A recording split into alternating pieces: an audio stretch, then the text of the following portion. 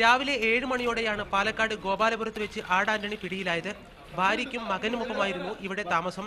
തമിഴ്നാട്ടിലും മറ്റും തുണിക്കച്ചവടമാണ് എന്നാണ് ഭാര്യയെയും അയൽവാസികളെയും വിശ്വസിപ്പിച്ചിരുന്നത്. സെന്തിൽകുമാർ എന്ന പേരിലാണ് അറിയപ്പെട്ടിരുന്നത്. ധാരാപുരത്തും ഗോപാലപുരത്തും വീടുകൾ വാങ്ങിച്ചിരുന്നു. ആഴ്ചയിൽ ഒരിക്കൽ മാത്രമാണ് ഗോപാലപുരത്തെ വീട്ടിലെത്തിയിരുന്നത്. ഇന്നലെ മകനെ കാണാനെത്തുമെന്ന വിവരം ലഭിച്ചതിനെ തുടർന്നാണ് പോലീസ് അറസ്റ്റിന് നീക്കം തുടങ്ങിയത്. ഇവന് ഒരു മകനുണ്ട്, ആ മകനെ അന്വേഷിച്ചു കാണാൻ വരുന്നുണ്ട്, ഇവിടെ സ്കൂളിൽ പഠിക്കുന്നുണ്ട്. അങ്ങനെ ഇത് ഫോളോ അപ്പ് ചെയ്ത് അവസാനം ലൊക്കേറ്റ് ചെയ്തു. ഇത് എന്നെ ആള് ഫോട്ടോ ഭർത്താവ് വരുന്ന ആൾ ഇതാണോ എന്നൊക്കെ ചോദിച്ച് മനസ്സിലാക്കി ഷുവറാക്കിയ ശേഷമാണ് ഇന്ന് ഓപ്പറേഷൻ നടന്നത്. വാഹനം പരിശോധിക്കാൻ ശ്രമിച്ച കൊല്ലം ASI മണിയംപിള്ളയെ കുത്തിക്കൊന്നതാണ് ആട് ആന്റണിക്കെതിരായ പ്രധാനപ്പെട്ട കേസ്. ഇതിന്റെ അന്വേഷണത്തിനായി ആന്റണിയെ കൊല്ലം പോലീസിന് കൈമാറും. ആന്റണിയെ പിടികൂടിയവർക്ക് പാരിതോഷികം നൽകുമെന്ന് ആഭ്യന്തരമന്ത്രി രമേശ് ചെന്നിത്തല അറിയിച്ചു. കേരള പോലീസിന്റെ ഒരു മികച്ച വിജയം തന്നെയാണ് ആട് ആന്റണിയെ ഇപ്പോൾ കസ്റ്റഡിയിലെടുക്കാൻ സാധിച്ചിട്ടുള്ളത്.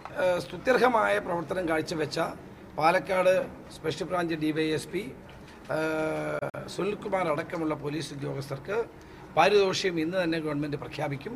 KM Biju, media 1, Palakkad. ഇതുപോലെ